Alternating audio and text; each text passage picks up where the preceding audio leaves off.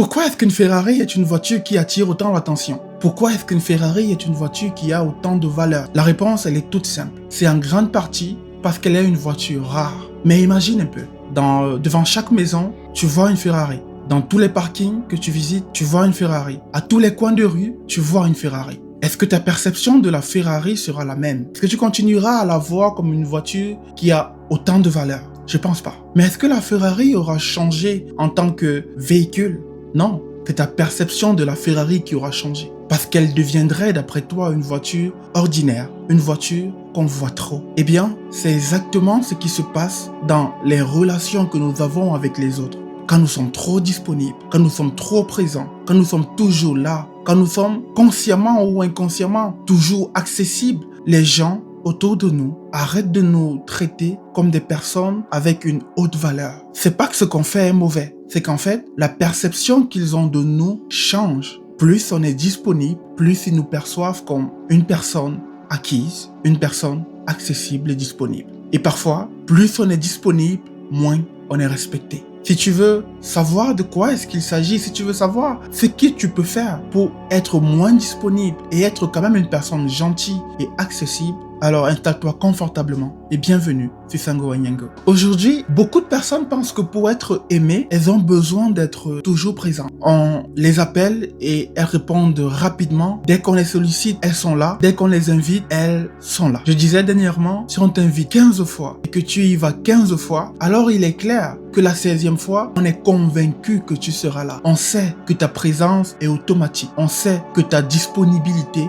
n'a pas de limite. Eh bien, beaucoup le font pour de bonnes raisons. Elles veulent être là pour leurs proches. Elles veulent montrer qu'elles aiment profondément les personnes qu'elles fréquentent au quotidien. Alors, elles sont toujours là pour aider. Elles ont les oreilles les plus attentives du monde. Elles sont toujours disposées à écouter les autres. En fait, c'est le genre de personnes qu'on aimerait tous avoir autour de nous. Des personnes qu'on sait qu'elles seront là si on les appelle ou si on a besoin d'elles. Donc, en fait, c'est pas mauvais en soi de le faire. Mais le problème avec cela, c'est qu'avec le temps, de façon progressive, lente parfois, les gens autour de nous commencent à nous considérer comme une personne qui a moins de valeur, comme une personne qui n'est pas si importante que ça. Parce qu'à leurs yeux, nous sommes devenus trop présents, trop disponibles, trop là. En fait, ce n'est pas que ces personnes-là sont mauvaises, c'est tout simplement qu'elles sont humaines. Et pour l'être humain, une personne qu'on voit tout le temps, une personne qui est toujours disponible pour nous, une personne dont on obtient facilement le temps ou les efforts ou la présence n'est pas une personne si importante que ça. Si vous lisez la Bible, j'ai lu un verset biblique récemment qui parlait exactement de ça. Je crois que c'est en Proverbes chapitre 25 verset 17 qui dit qu'il ne faudrait pas que ton pied soit trop fréquent chez ton ami de peur qu'il ne se lasse de toi. En fait, c'est exactement ça. Chaque fois qu'on offre notre présence de façon très facile, chaque fois qu'on montre aux autres qu'on est toujours disponible, c'est vrai, ils vont apprécier notre présence. Au début, ils vont nous prendre pour une personne exceptionnelle. Mais avec le temps, on passera de personnes exceptionnelles à personnes ordinaires. En fait, on devient une personne ordinaire parce que les gens sont convaincus qu'on sera toujours là. Les gens sont convaincus que si on nous invite, on va venir. Que si on nous appelle, on va répondre. Que si on nous demande un service, eh bien, on va le faire. Ça fait que ce service qu'on rend, cette oreille attentive qu'on offre, ne devient plus quelque chose d'exceptionnel. Ça devient quelque chose d'ordinaire. Ils savent déjà que tu vas venir. Ils savent déjà à l'avance que tu vas dire oui, que tu dis jamais non. En fait, ce qui est constamment accessible finit parfois par perdre de la valeur aux yeux des autres. C'est humain. Et l'humain a l'habitude, a tant fâcheuse tendance à valoriser ce qui a des limites, ce qui s'obtient difficilement, ce qui n'est pas facilement accessible. Prenons un exemple simple. Imagine que tu es un jeune homme et que tu convoites une jeune femme. Tu as envie de lui compter fleurette, tu as envie de sortir avec elle. Tu l'observes depuis quelque temps et tu te décides enfin à lui parler. Tu la rencontres et tu lui dis que tu l'aimes bien, qu'elle t'intéresse et que tu aimerais bien sortir avec elle. Et sur place, à l'instant même, elle te dit oui, il n'y a pas de problème, voici mon numéro, appelle-moi dès que possible. Honnêtement, qu'est-ce que tu vas penser? Est-ce que tu auras l'impression que tu as touché au jackpot? Ou est-ce que tu vas te dire qu'est-ce qui cloche? Pourquoi est-ce que ça a été si facile? En fait, la fille n'a pas changé. Toujours la fille que tu convoitais depuis longtemps. Mais pourquoi est-ce que subitement, à tes yeux, elle n'a plus la même valeur que celle que tu lui accordais au départ? Parce que tu as eu l'impression que tu as obtenu ce que tu voulais trop facilement. Eh bien, c'est pareil dans les relations qu'on a avec les autres. Ce qui s'obtient facilement n'est pas important. Entendons-nous bien, je suis pas en train de dire que c'est mauvais d'être gentil. Non, Je suis pas en train de dire que c'est mauvais d'être une bonne personne et d'être disponible pour les autres. Je suis simplement en train de dire que quand tu deviens tellement accessible, les gens arrêtent de considérer ton temps et tes efforts comme précieux. Si les priorités des autres deviennent automatiquement tes priorités, les autres vont considérer que tu n'as pas de priorité. Et si tu n'as pas de priorité, ça veut dire que tu n'as pas grand-chose d'important à faire. Et dans leur subconscient, dans leur façon de voir les choses, elles vont te considérer comme une personne avec moins de valeur. Ce n'est pas forcément que ce que tu fais est mauvais, mais c'est qu'en fait, tu offres trop facilement ton temps et tes efforts aux gens. Il faut atteindre un niveau où les gens pensent qu'en fait, le temps que tu leur offres est un temps hyper important pour toi. Que si tu leur consacres 5 minutes ou 10 minutes, c'est 10 minutes que tu as décidé de sacrifier de quelque chose d'important que tu avais à faire.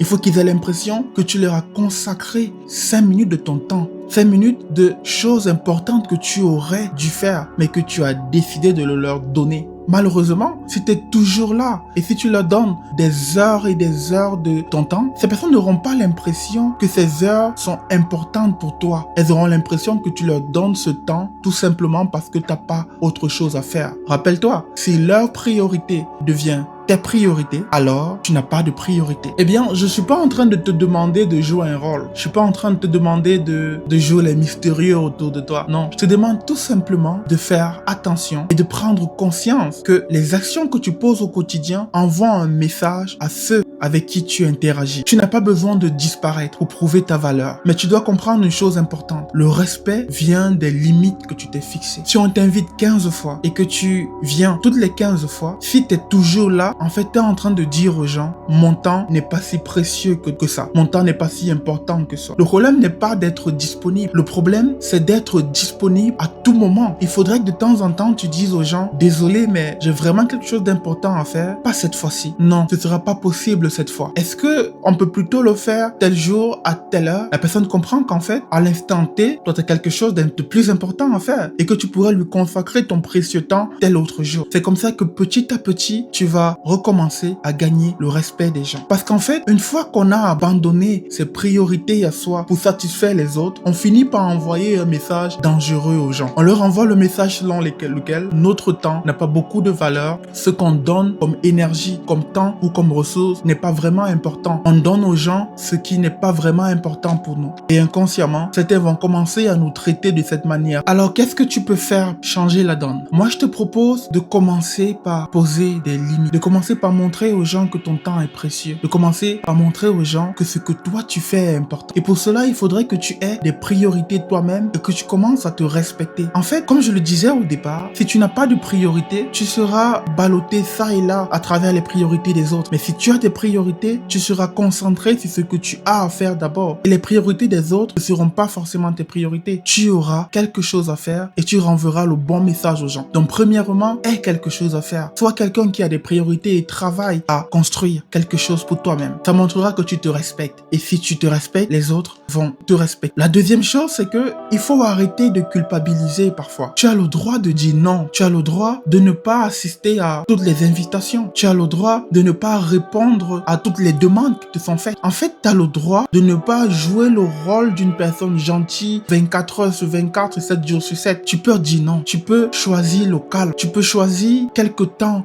quelques minutes, quelques heures pour toi. Tu as le droit de te concentrer quelque temps sur la personne que tu es, sur bâtir ta personnalité, sur bâtir tes activités. Tu as ce droit-là. Et ce n'est pas être mauvais ou être méchant que de le faire. Autre chose que tu dois comprendre, c'est que les relations fortes ne sont pas bâties sur une seule personne qui fait les efforts pour les deux. Non, pas du tout. Les relations fortes et les relations saines sont bâties sur l'équilibre, sur la réciprocité. Tu ne peux pas être toujours la personne qui est disponible pour les autres. Pour qu'une relation marche, il faudrait que des deux côtés, il y ait un effort. Il faudrait que si toi, tu donnes de ton temps précieux à l'autre personne, que elle aussi soit prête à donner de son temps. Ça doit être un effort que vous deux vous faites. Ça doit être un compromis que chacun fait pour se retrouver avec l'autre. Passer du temps avec l'autre, apprécier la compagnie de l'autre, ne devrait pas faire du bien qu'à une personne. Il ne devrait pas avoir qu'un seul donneur et un seul récepteur. Il faudrait qu'il y ait deux donneurs et deux récepteurs. Si c'est toi qui es toujours le donneur, alors il y a un problème. peine, alors tu es en train de montrer que tu n'as pas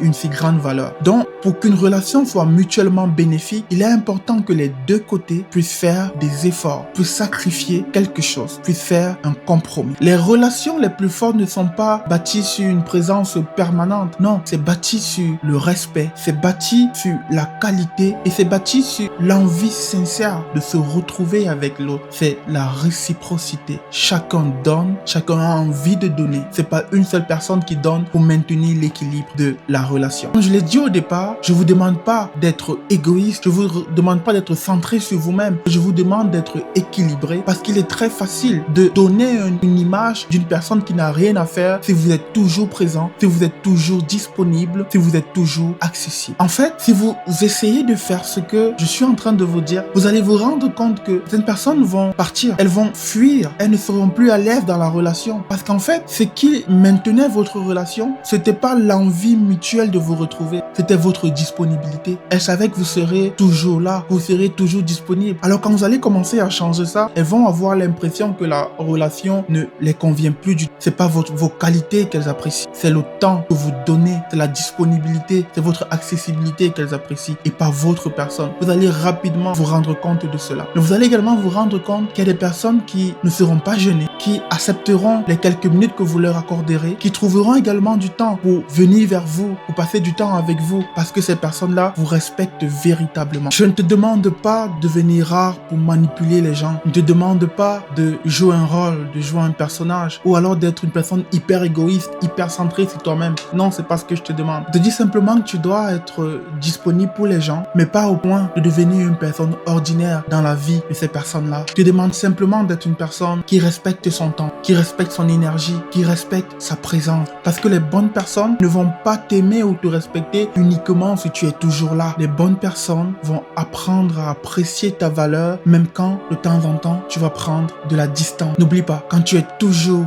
disponible, certaines personnes oublient la valeur ou l'importance de ta présence. Prends soin de toi.